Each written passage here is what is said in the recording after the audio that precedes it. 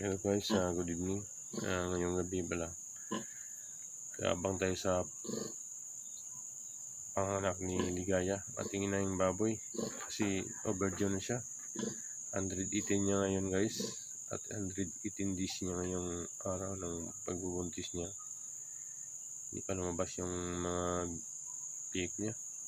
Naabangan natin. Kasi kaninang umaga pa may gatas na lumalabas sa didi ng ating inahin. Ito na siya guys. Evening, ating inahing baboy. Overdue na yung ating inahing baboy. 118 days siya ngayon. Hintay ko na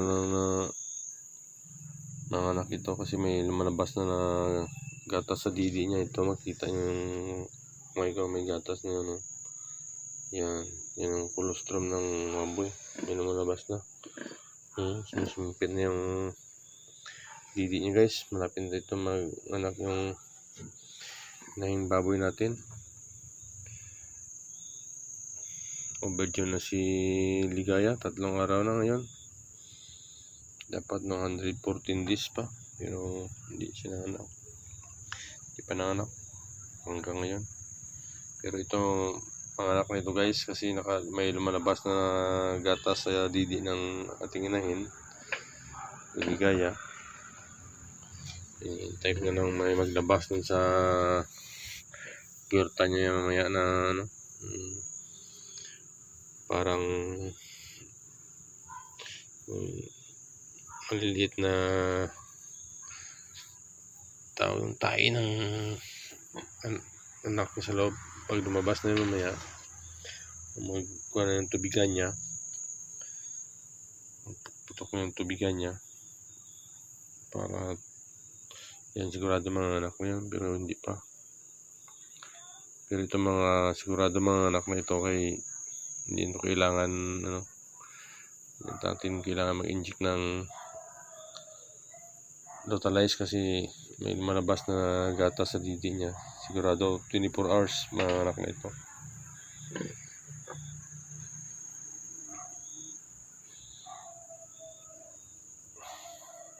Ito ang oras na ngayon, alas 9 ng gabi, hindi pa. Wala pang sign na malabas sa puwerta ng ating inahin. Kawawa yung si Ligaya pag hindi ito pero tayo na natin. Pagtigaan natin mga anak nito. Kasi siya usdang baka sikad-sikad na para mga anak na. Nalalayan ko na ng himas-himas yung tiyan ni Ligaya.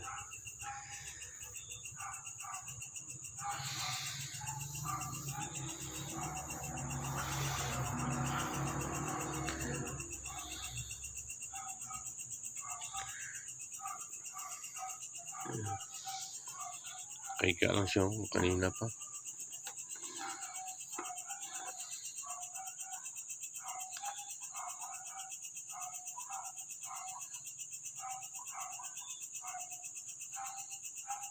Magsikad-sikad ng paa niya. Pero papataboy lang siya timing si Ligaya para manganak. Dapat makapanganak na ngayon. Kasi overdue ka na. Itong araw na. 4, 16, 15, 16, 17, 18. 4 days na na-delay si Ligaya natin. Pero halos lahat ng panganak ni Ligaya nasa 18 days naman.